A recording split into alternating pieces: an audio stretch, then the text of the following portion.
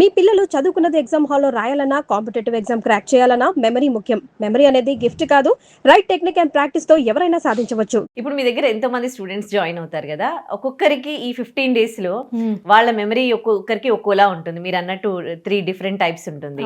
వాళ్ళందరూ కూడా at a టైంలో సేమ్ టైమ్ ఆఫ్ పీరియడ్ లోనే నేర్చుకుంటారా?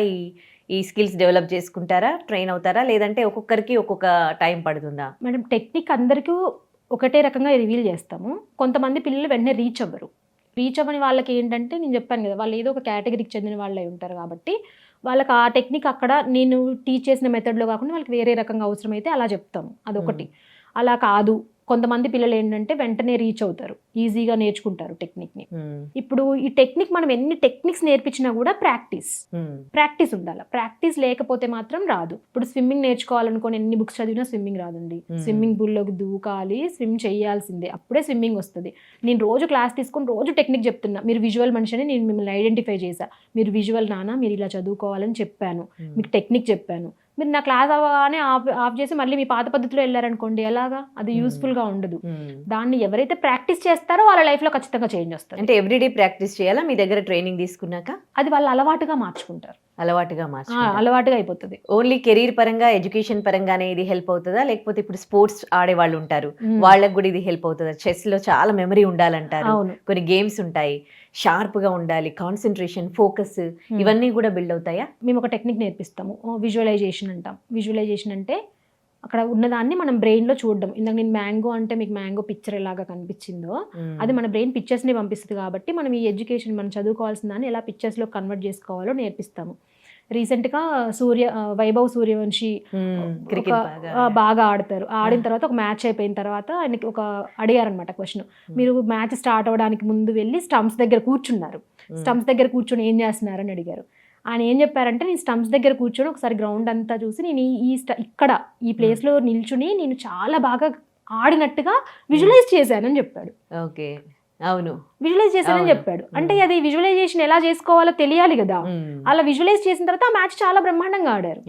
ఇప్పుడు స్టూడెంట్ కూడా తను చదవడానికంటే ముందు ఆ సబ్జెక్ట్ ఎలా చదవాలి, అది ఎలా చదివితే గుర్తుంటుందో తను విజువలైజ్ చేయాలి, ఆ సబ్జెక్ట్ని విజువలైజ్ చేయాలి. నేను చెప్పినట్టుగా సినిమా గుర్తుండడానికి, సబ్జెక్ట్ గుర్తుండిపోవడానికి కారణం ఇదే. సినిమాలో ఆల్రెడీ విజువల్స్ ఉంటాయి, దాన్ని 5 సెన్స్ ఆర్గాన్స్తో ఫీల్ అవుతారు. స్టడీస్లో అసలు విజువల్స్ ఉండవు, ఇక్కడ ఫీలింగ్ ఉండదు, 5 సెన్స్ ఆర్గాన్స్తో ఫీల్ అవ్వరు. కాబట్టి ఇది గుర్తుండట్లేదు. మనం ఎట్లా ఫీల్ అవ్వాలో ఈ టెక్నిక్స్లో నేర్పిస్తాం. సో ఈ మెమరీ ట్రైనింగ్ కి సంబంధించి క్లియర్ గా చెప్తారా? మీరు ఆన్లైన్ తీసుకుంటారు, ఆఫ్లైన్ తీసుకుంటారు కదా. సో టైమింగ్స్ ఏంటి? ఒకవేళ ఆన్లైన్ అయితే ఎట్లా, ఎన్ని అవర్స్ ఉంటుంది? ఆన్లైన్ క్లాసెస్ అయితే డైలీ 1 hour క్లాస్ ఉంటుంది. 1 hour క్లాసు అది 5 o'clock నుంచి ఈవినింగ్ 9 o'clock లోపు. అంటే స్లాట్ ఉంటుంది 5 to 6, 6 to 7, 7 to 8, 8 to 9. వాళ్ళకి స్టూడెంట్ ఫీజిబిలిటీని బట్టి ఏదైనా ఒక 1 hour టైం ఉంటుంది. 15 days క్లాసెస్ జరుగుతాయి. 15 days టెక్నిక్స్ రివీల్ చేస్తాం. ఎవ్రీడే ఒక టెక్నిక్ చెప్పడము, దాన్ని ప్రాక్టీస్ చేయించడం ఉంటుంది. 10 days ప్రాక్టీస్ ఉంటుంది. అంటే ఇప్పుడు నేను 15 days టెక్నిక్స్ చెప్పేశాను, క్లాసెస్ అయిపోతాయి, కానీ ఈ టెక్నిక్స్ని వాళ్ళు అకాడమిక్స్లో ఎంతలా యూజ్ చేయగలుగుతున్నారు, వాళ్ళకి ఎంత కెపాసిటీ వచ్చింది అని వాళ్ళంతటా వాళ్ళు యూజ్ చేసుకునేలాగా చేయడం కోసం ఇంకొక 10 days ప్రాక్టీస్ ఇస్తాము. ఈ 10 days ప్రాక్టీస్లో స్టూడెంట్ మ్యాక్సిమం వాళ్ళంతటా వాళ్ళుగా టెక్నిక్ యూజ్ చేసుకోగలుగుతారు. అంటే 15 days classes plus 10 days practice, daily 1 hour class. ఒకవేళ ఆఫ్లైన్ అయితే మీ దగ్గరికి రావాలి అని అంటే కొత్తగూడెం భద్రాద్రి బ్రాంచ్ అయినా? భద్రాద్రి. ఇంకా బ్రాంచెస్ ఎక్కడైనా ఉన్నాయా? ఇంకెక్కడ లేవు మేడం. భద్రాద్రి కొత్తగూడెం డిస్ట్రిక్ట్లోనే ఒక బ్రాంచ్ ఉంది. ఆఫ్లైన్ ఇన్స్టిట్యూట్కి అక్కడికి వచ్చిన వాళ్ళకి 15 days క్లాసెస్లో బేసిక్ లెవెల్ మెమరీ కోర్సెస్ అనేవి కంప్లీట్ చేస్తాం. దీంట్లో అడ్వాన్స్ లెవెల్ మెమరీ కోర్సెస్ కూడా ఉంటాయి. అంటే మెమరీ స్పోర్ట్స్ జరుగుతాయి. ఇప్పుడు మెమరీ అథ్లెట్స్ ఉంటారనమాట. మనకి మిగిలిన స్పోర్ట్స్ ఎలా జరుగుతాయో మెమరీకి కూడా స్పోర్ట్స్ జరుగుతాయి నేషనల్ లెవెల్లో. అలాంటి స్పోర్ట్స్లో ఎవరైనా పార్టిసిపేట్ చేయాలంటే దానికి ఇంకొంచెం మెమరీ టెక్నిక్స్, అడ్వాన్స్డ్ టెక్నిక్స్, అక్కడ ఎలాంటి గేమ్స్ కండక్ట్ చేస్తారో దాంట్లో ఎలాంటి టెక్నిక్స్ వాడాలి, అందులో విన్ అవ్వాలంటే ఎలాంటి స్ట్రాటజీస్ వాడాలి, ఇవన్నీ అడ్వాన్స్ లెవెల్లో నేర్పిస్తాం. బేసిక్ లెవెల్లో ఒక స్టూడెంట్ అకాడమిక్స్లో చదవడానికి కావాల్సిన టెక్నిక్స్ అన్ని బేసిక్ లెవెల్లో వచ్చేస్తాయి. అడ్వాన్స్ లెవెల్లో మెమరీ స్పోర్ట్స్కి వెళ్ళాలంటే ఎలాంటి టెక్నిక్స్ కావాలో అడ్వాన్స్ లెవెల్లో నేర్పిస్తాము. ఆన్లైన్ ఆఫ్లైన్ క్లాసెస్కి ఏమైనా తేడా ఉంటుందా? ఆన్లైన్ ఆఫ్లైన్ క్లాసెస్ కంటే ఖచ్చితంగా ఉంటుంది. ఆన్లైన్ క్లాసెస్లో 1 hour తీసుకుంటాము, చెప్పేస్తాము. ఆఫ్లైన్ స్టూడెంట్ అంటే కొంచెం మనం పర్సనల్గా ఉంటుంది, అంటే పక్కనే ఉంటారు కాబట్టి స్టూడెంట్ ఎక్కడ మిస్టేక్ చేస్తున్నారో చెప్పడానికి ఉంటుంది. మేము ఆన్లైన్లో కూడా మ్యాక్సిమం అంతే కేర్ తీసుకుంటున్నాం ప్రజెంట్. వాళ్ళతోనే అసైన్మెంట్స్ చేయించడము, ఎవ్రీడే వాళ్ళని ఫాలో అప్ చేయడం చేస్తూ ఉంటాం. కొన్ని పజిల్స్ ఉంటాయి, మెమరీ గేమ్స్ ఉంటాయి. చాలా మంది అంటే మెమరీ ఇంప్రూవ్ అవ్వాలని ఆ గేమ్స్ కూడా ఆడుతూ ఉంటారు, పజిల్స్ చేస్తూ ఉంటారు.